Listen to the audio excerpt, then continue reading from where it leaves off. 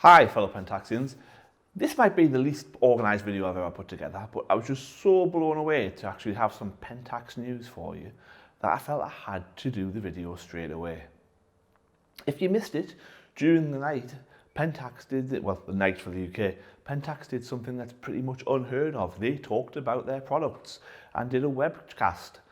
Because CP 2020 Plus is not happening, which is the one photography show that Pentax planned on talking about their products, they decided just to do a webcast. I saw no upcoming publicity for this other than a couple of hours beforehand, and I had no intention of staying up through the night. But there was some interesting news for us all. And if you haven't watched it, it's a 40-minute video. I'll link to it below. It's entirely in Japanese, but the subtitles are decent. But I'll summarise for you as quickly as I can. First of all, what we knew. They talked about the 85mm f1.4 DFA star lens, talked about its unique design, etc. Stuff we already knew. The big thing was they still think it'll be out on schedule, which is later this year. So good news there, stuff we already knew. The disappointing thing for me was they talked about the new flagship APS-C camera, and they were entirely focused on the viewfinder magnification, which they've increased to 1.05, in that they've increased the amount that the viewfinder sits back by 3mm, which, well, ergonomics are a big thing for Pentax. They always have been, and that's great news that they're still focused on those things, but I think we were hoping for a little bit more information than that. We got a bit of a close-up. The little sensor that had been much talked about below the viewfinder that we thought hoped was going to be some sort of trigger for a hybrid viewfinder. It looks like it's not. It's nothing more than an eye sensor that turns the LCD screen off when you put your eye to the cup.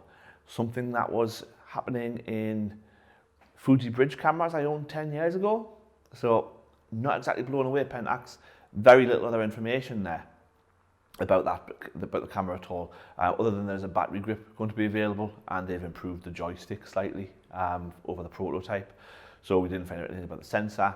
They did hint that the autofocus tracking mode has improved somewhat, but they've said that about every model since I've been a Pentaxian. And their idea of an improvement doesn't always mean market-leading performance. What else did we have? They have announced that they're going to be releasing a new DFA Star APS-C 16-50 lens. Something that I talked about in my Good, Bad and the Ugly. I think this is a fantastic move by Pentax. The existing lens, although they clearly didn't want to diss it in the video, has had the plagued with SDM failures. The image quality is good. It is good, but it's not exceptional. So I think it's fantastic news for APS-C as they've got this new version coming. It's going to be a PLM lens, which means it won't go further back body-wise than the KS1. But PLM, if you don't already know, is a new autofocus and motor. Sorry, didn't even turn my phone off. I wanted to make this video so quickly.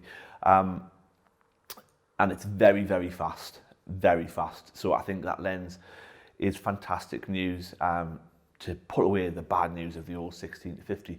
But the exciting bit, and this bit is something that I think will please all long-term Pentaxians. There is going to be a new limited lens. It's a full frame lens. It's going to be DFA limited. It'll be the first ever DFA limited.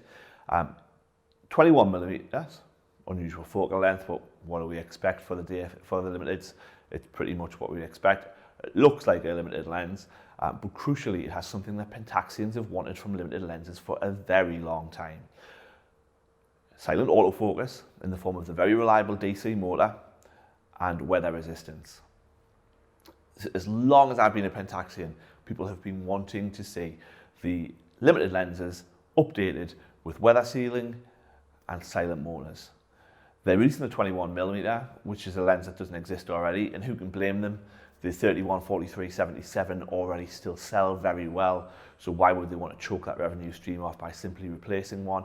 By either issuing the 21, they can see there's an appetite for these silent AF lenses, weather sealed in the limited format, nice and small, sort of palm size, very pretty lenses. Some would say what Fuji based their lens series on, appearance-wise. So hopefully if the 21 sells, it's not a focal length that I really want, if I'm being honest, but I'm really psyched to see it out there, the update of the limiteds. If that sells, then hopefully that'll lay the groundwork for the other lenses to be updated perhaps, or maybe even the release of a 105mm limited. That would be awesome. That would be truly awesome. It would complement the 77 perfectly. But anyway, interested to know what you think about the Pentax news. Feel free to comment below. I'll respond as fast as I can. Thank you.